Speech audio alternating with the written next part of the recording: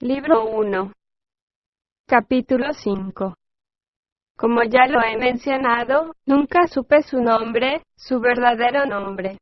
A veces decía que los nombres carecen de importancia, que lo verdaderamente importante está más cerca de nosotros que nuestro propio nombre, que es más real que nuestro nombre. Decía que los nombres son únicamente una conveniencia social, un medio de identificarse. A veces decía que se sentía identificado con ciertas y extrañas abejas de Yucatán, a veces con un príncipe Canek que había sido amado por una princesa Sagnicté. Otras veces solía decir que su amor por el sol le urgía sentirse del mismo espíritu que cierto inca llamado Yaguarhuaca, cuyas inquietudes él había compartido un tiempo pese a que entre ambos mediase la friolera de unos cuantos siglos. Otras veces me confiaba que estaba enamorado de la sabiduría de Yones y de algunas de las cosas de Melchizedek. Muy a menudo le oí comentar: lo único que verdaderamente importa es ser. Cuando el hombre es, lo demás lo tiene por añadidura. En mis apuntes de aquella época encuentro registradas algunas de sus palabras. El tiempo, el desarrollo de la vida y de los acontecimientos del hombre es cosa que muy pocos toman en cuenta y que un número aún más reducido es capaz de entender. La vida es un milagro en sí misma, pero nosotros raramente ponderamos sobre ella. Damos por sentadas muchas cosas que no son verdad, que dejarían de ser ciertas si les aplicásemos un interrogante, un por qué. No sabemos quiénes somos verdaderamente, ni qué es lo que verdaderamente somos, qué inclinaciones son las que realmente nos animan. Pocos son los que se convencen de esto. La mayoría cree que con el nombre, la profesión y algunas otras cosas circunstanciales, ya lo saben todo. Nuestra manera de pensar es todavía muy ingenua. Mucho de lo que los hombres atribuyen a la educación moderna ha de buscarse en las profundidades de la psicología más pura, que es algo que se ha perdido. Pero también ocurre que hay muchos psicólogos que no entienden ni siquiera las cosas que ellos mismos dicen. De otro modo, ya hace tiempo que hubiesen descartado el psicoanálisis. La ciencia ordinaria no cree ni acepta lo milagroso porque no es verdaderamente científica. Hay hombres de ciencia que ocasionalmente y por razones morales suelen hablar de lo espiritual, pero ni siquiera se detienen a ponderar en lo que es la materia en sí. Hay hombres supuestamente espirituales que no advierten la trascendencia de lo que Jesucristo dijo a Nicodemo, y que el Evangelio registra con estas palabras: si os he dicho cosas terrenales y no creéis, ¿cómo creeríais si os dijera las celestiales? Y es que la ciencia no quiere advertir que en las palabras, las parábolas, los milagros y todos los hechos conocidos de Jesucristo hay mucha más ciencia que la que ordinariamente podemos imaginar. Debido a esto, la filosofía que conocemos se basa en ingenuidades anticientíficas, así como la religión cristiana que conocemos está reñida con las principales verdades que enseñó Cristo. Pero no debemos desesperar. Hay quienes tienen las llaves de la verdadera ciencia y sus conocimientos son exactos y precisos, y no puede uno equivocarse con respecto a ellos. La única dificultad estriba en que a esta ciencia y a estos conocimientos nadie llega por casualidad, debe buscarlos con afán y prepararse a sí mismo durante mucho tiempo. Pero todos podemos ponernos en contacto con estos hombres, podemos tomar contacto a través de sus ideas, y, sobre todo, mediante el esfuerzo que hagamos por comprenderlas. Es el esfuerzo sincero lo que vale. Hay mucho de esto, especialmente en literatura. Pocos sospechan que un librito que cuesta solo unos cuantos centavos contiene las enseñanzas más maravillosas que pueda uno desear. Como digo, pensamos muy ingenuamente.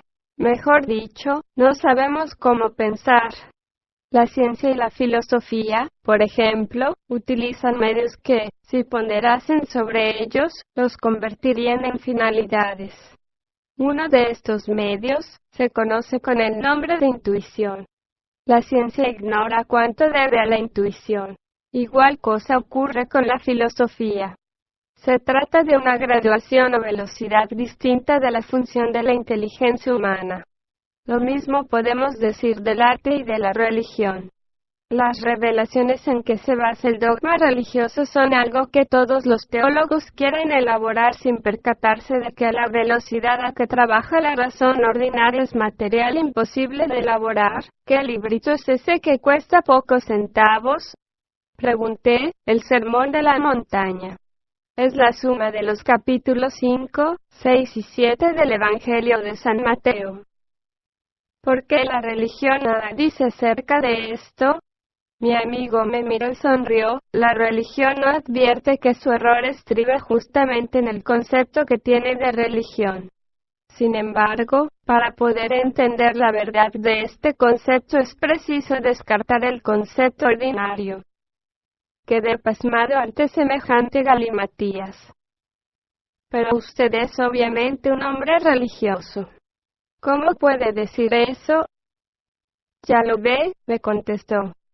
Usted no puede salir del ataúd en que lo ha metido su educación, su concepto de la moral religiosa, etc. Muchos hombres suelen advertir la posibilidad de salir del ataúd, y entiende usted la palabra ataúd literalmente. Asoman la cabeza por encima de los bordes, pero la idea de la libertad que ven los asusta y pronto se vuelven a meter en su ataúd y hasta cierran la tapa con pernos para que nada perturbe su sueño. Pero ¿por qué me dice usted que la religión es un concepto errado? Religión significa religar y nada hay que religar porque nada hay en el universo que esté desligado de algo. Sin embargo, debemos representarnos las cosas como si estuviesen desligadas debido a las limitaciones de nuestros sentidos y del entendimiento que derivamos de esta limitación. ¿Cómo podría conciliarse el concepto de religar con lo que afirma lo más elemental del catecismo, por ejemplo, de que Dios está en el cielo, en la tierra y en todo lugar? O aquella otra afirmación de uno de los padres de la Iglesia, el apóstol Pablo, quien dijo: en Dios vivimos, nos movemos y tenemos nuestro ser. Entonces, ¿qué es lo que hay que hacer? Darse cuenta de lo que significa la palabra universo, esforzarse por elevar la inteligencia a aquellos estados de agudeza en que estas ideas son cosa viva. Nuevamente podemos recurrir a la entrevista de Nicodemo con Jesús, porque en el mismo tema Jesús dio la llave del entendimiento de estas cosas al decir: y nadie subió al cielo, sino el que descendió del cielo, el Hijo del Hombre que está en el cielo. Y como Moisés levantó la serpiente en el desierto, así es necesario que el Hijo del Hombre sea levantado, para que todo aquel que en él creyere no se pierda, sino que tenga vida eterna. Esto es sumamente difícil de entender. Todo depende del esfuerzo que se haga por entenderlo. El esfuerzo por entender estas afirmaciones que parecen tan obscuras es justamente la llave que nos puede abrir las puertas del cielo. Pero sucede que la mayoría se conforma con la primera interpretación que encuentra, olvida el esfuerzo y así comienza a caer, comienza el pecado original. Porque significa detener el desarrollo de la inteligencia. Cuando se detiene este desarrollo, cuando el hombre se da por satisfecho con la comprensión de hoy y no trata de ampliarla al máximo de intensidad de que es capaz, pierde su capacidad, pierde su comprensión y eventualmente pierde su alma. Mejor dicho, mutila, entorpece su crecimiento de tal forma que el alma enferma y hasta puede morir del todo. Esto es algo de lo que Jesús trató de explicar en la parábola de los talentos, en la del traje de bodas y, sobre todo, en esas dos palabras con que uno se encuentra a cada instante en los evangelios. Velad y orad. Con el tiempo hasta llegué a acostumbrarme a este lenguaje tan especial de mi amigo. Lo presenté a algunos de mis compañeros, y cuando estos me preguntaron quién era él, no sabía qué responder, de modo que decidí hacerlo pasar por un pariente, algo excéntrico, pero una buena persona en el fondo. Cuando le informé de esto con la secreta esperanza de que me dijese la verdad sobre sí mismo, comentó: Nuestro verdadero parentesco es mucho más real de lo que usted mismo se imagina. Ya se enterará de esto algún día. ¿No cree usted que exagera un poco este misterio?, le dije. La verdad siempre parece una exageración a quienes no la advierten. Es un poco difícil de llevar. No lo dudo. Pero es que usted todavía no se da cuenta de que hablamos idiomas diferentes, porque tenemos un entendimiento diferente. Entonces, ¿por qué no hablamos el mío? Porque aun cuando no lo sepa bien, usted quiere aprender el mío.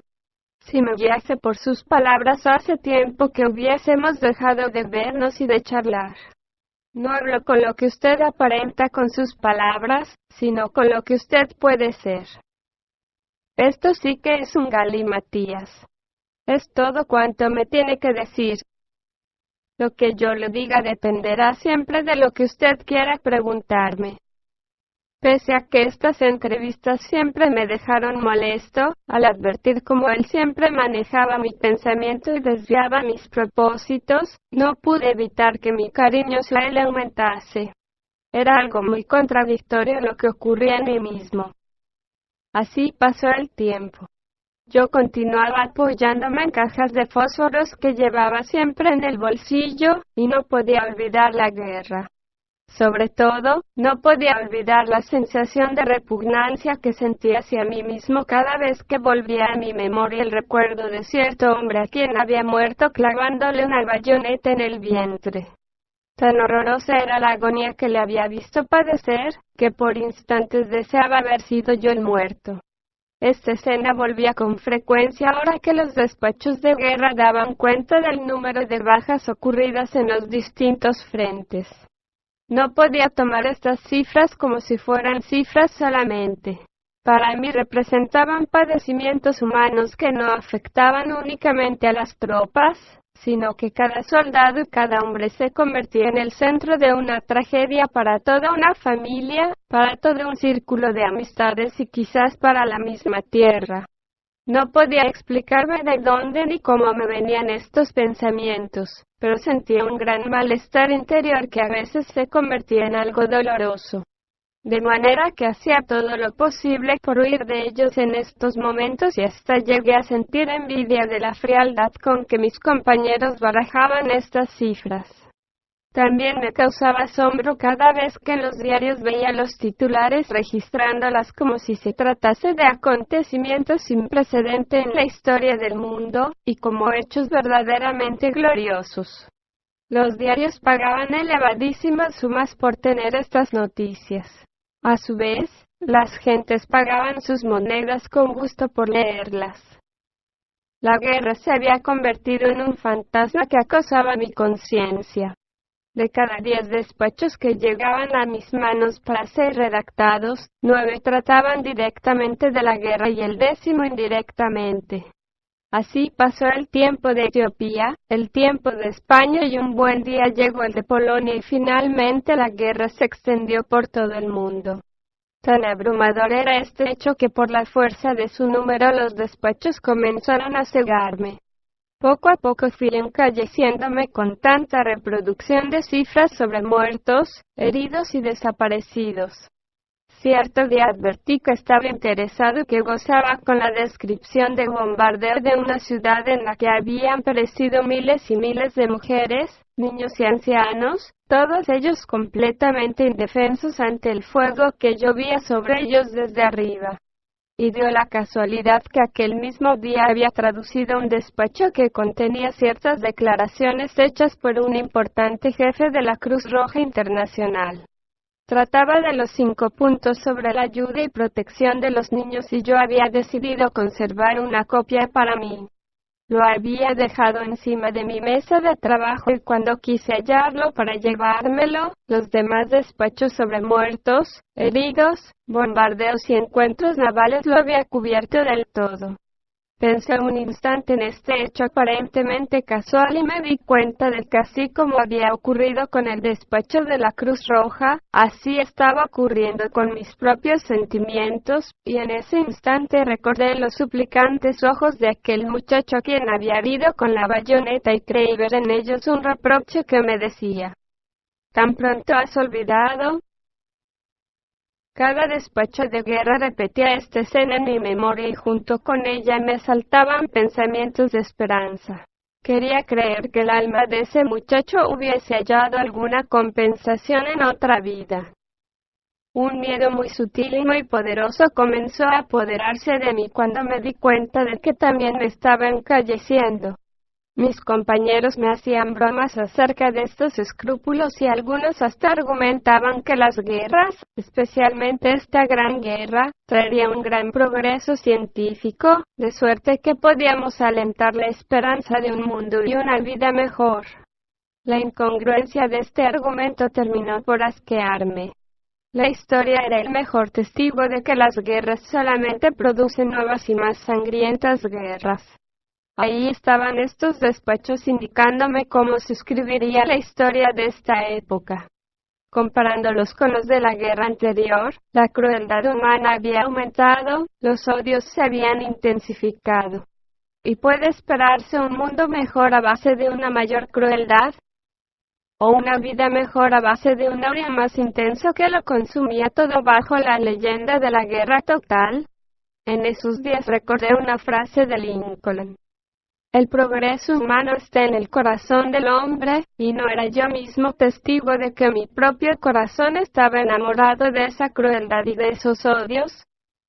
Este singular temor, un temor frío, como si la muerte me acechase en cada pensamiento, creció velozmente. Cuando volví a encontrarme con mi amigo se lo comuniqué junto con muchas otras reflexiones que me había hecho. Sí, me dijo. Es natural. El alma siempre sabe lo que quiere, y en cuanto empieza el despertar, comienza a pedir lo suyo. Hay algo en todos los hombres que rehúsan engañarse con la primera explicación que llega a los sentidos. Algunos prestan oídos a esta silente voz, otros no. Es muy doloroso y desagradable al comienzo. Es el primer umbral. Cuando en el hombre hay un comienzo de vida genuina se fortifica también el poder de todo cuanto le conduce al sueño. Este es un periodo peligroso porque todo despertar aporta nuevas energías. Y todo cuanto hay de falso en nuestra personalidad se aprovecha de ellas y aumenta nuestra esclavitud, puede decirse sin errar mucho que se mata el alma.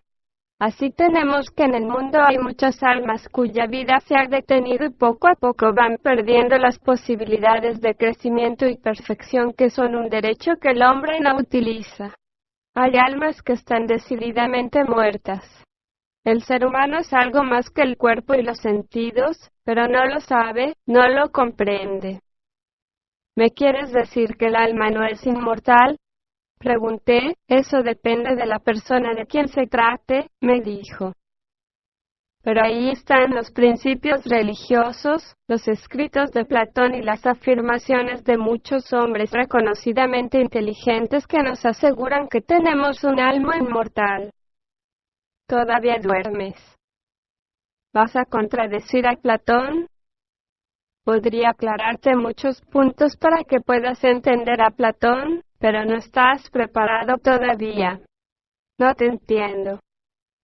Estás obcecado por tus propias ideas, y mientras estés en semejante condición no podrás entender nada. Observa un hecho. Si el alma fuese una cosa que tenemos asegurada naturalmente, los escritos religiosos no insistirían en aquello de que debemos esforzarnos por salvarla. Ni habría necesidad de filosofía o religiones.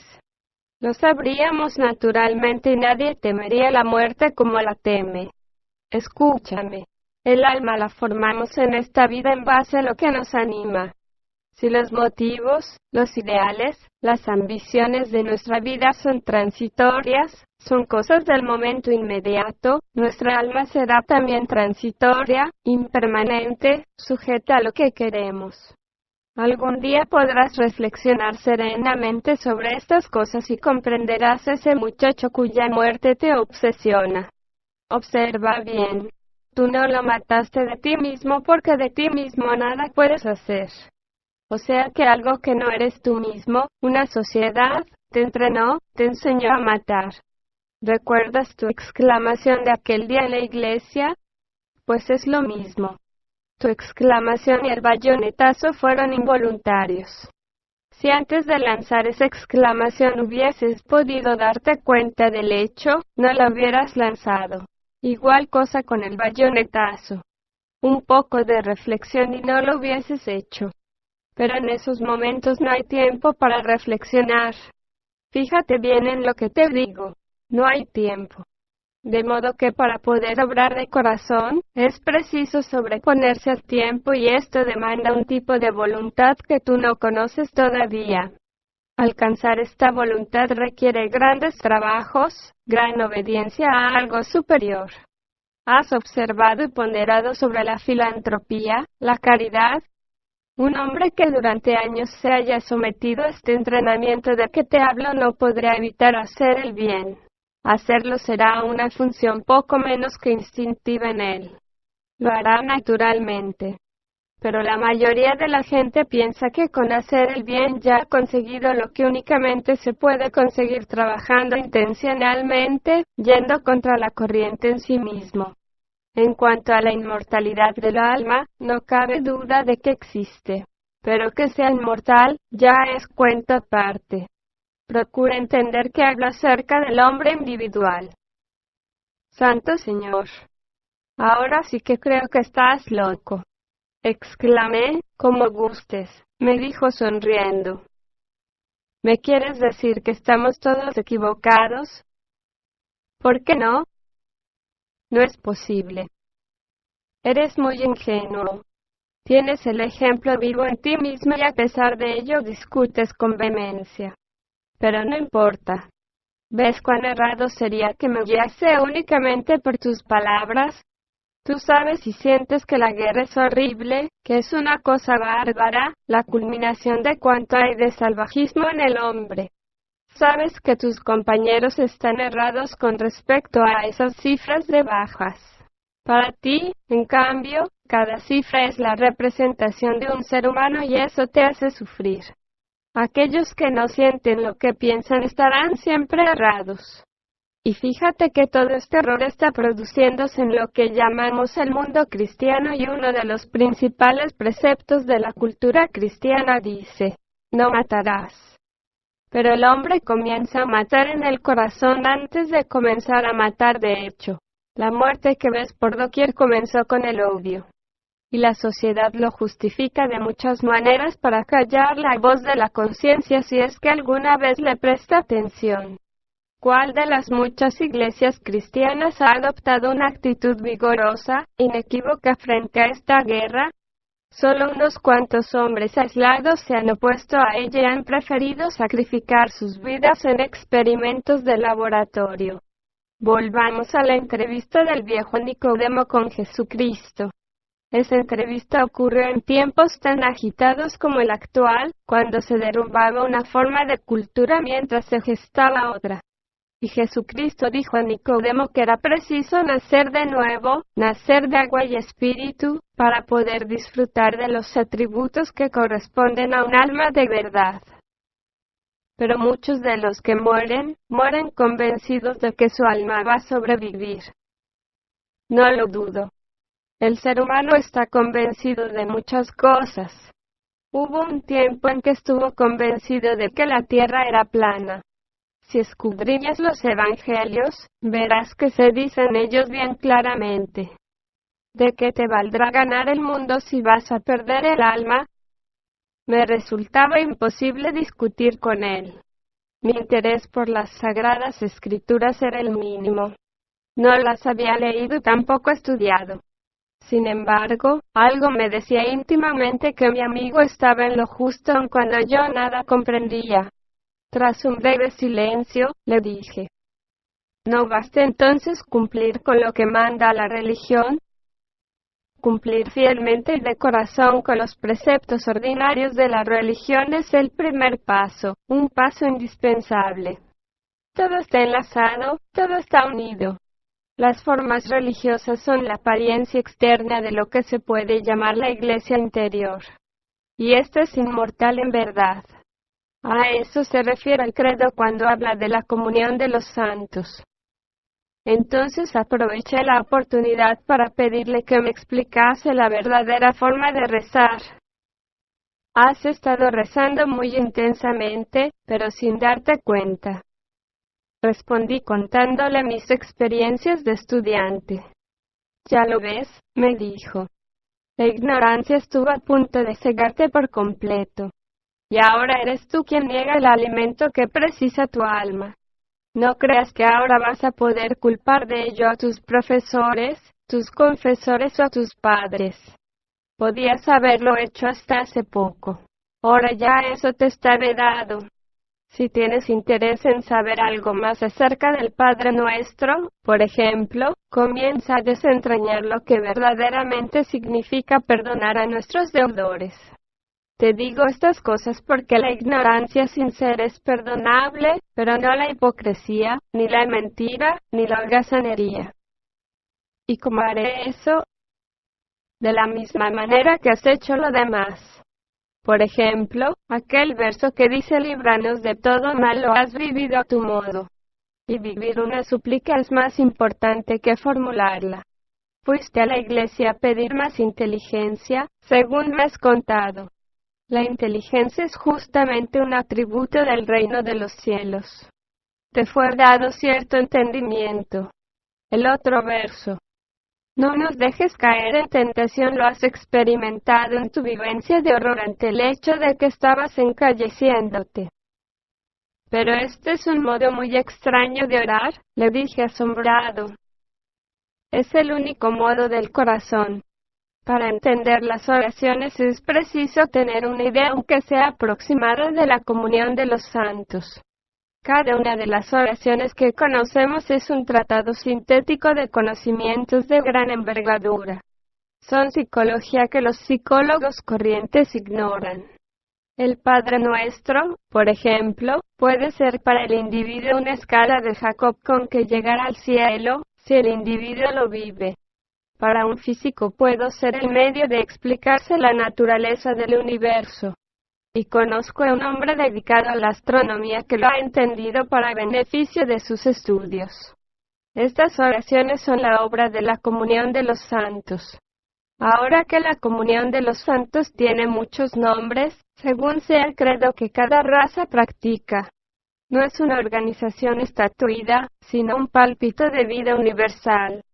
Son los guardianes de la cultura y de la civilización, los ayudantes de Dios. A menudo me hablas acerca del alimento del alma. ¿A qué te refieres? A un alimento tan real como el que necesita el cuerpo. Esto se desprende de las palabras de Jesús. No solo de pan vive el hombre, sino de toda palabra de Dios. El alimento físico contiene energías que nutren el alma. Es necesario para el crecimiento. Y por crecimiento me refiero al crecimiento interior. Cuando el hombre come, bebe y respira con el propósito fijo de alimentar su alma, extrae de los alimentos, del aire, de las bebidas, ciertas sustancias especialmente nutritivas. Pero hay un alimento superior a este y es el que nos impresiona íntimamente. Todos sabemos que los disgustos entorpecen la digestión y un disgusto es una impresión. Los trastornos hepáticos producen un carácter agrio. De modo que alimentándose adecuadamente de impresiones, ya sean internas o externas, podemos nutrirnos mejor o peor. Pero esto requiere estudios y esfuerzos. Por ejemplo, hay quienes rezan antes de comer, invocando la bendición del Altísimo, pero durante la comida parlotean, discuten o tienen altercados. Durante el proceso digestivo los hay que hasta lanzan maldiciones. O sea que no tienen una continuidad en sus propósitos. Mediante la continuidad de propósitos se forma en el hombre un órgano nuevo. pero es preciso que este órgano exista potencialmente y sea capaz de crecer. ¿Qué órgano es ese? Ahora no lo entenderías porque estás convencido de que ya lo tienes. Todo el mundo está convencido de lo mismo, como están convencidos de la continuidad de sus propósitos. Te dirá únicamente que se forma de una manera y no de dos, sufriendo deliberadamente y esforzándose por seguir la voz de la conciencia. Pero todo el mundo sufre. No. Los sufrimientos les llegan como les llegan los placeres. Sufrir deliberadamente presupone cierto grado de voluntad propia. Todos sabemos que el odio es malo y que el amor es bueno. Sabemos que debemos amar a nuestros enemigos. Sabemos estas cosas de memoria, pero no podemos aplicarlas porque sencillamente no tenemos el grado de voluntad suficiente para llevarlo a la práctica, de modo que la sociedad en que vivimos tranza con lo que llama la debilidad humana y olvida el principio. Para poder sufrir deliberadamente es necesario tener la fuerza de sobreponerse al sufrimiento accidental. Y esto no significa huir hacia los goces, porque quien sufre accidentalmente también goza accidentalmente. Es preciso sobreponerse al accidental. Y esto solo es posible mediante una continuidad en los propósitos, en un claro entendimiento de muchas cosas, la mayoría de las cuales la educación moderna ignora o desprecia. Pocas veces habíamos tenido una charla tan larga. Hubiese gustado continuarla, pero él pronto desvió la conversación y planeamos nuevos paseos en bicicleta.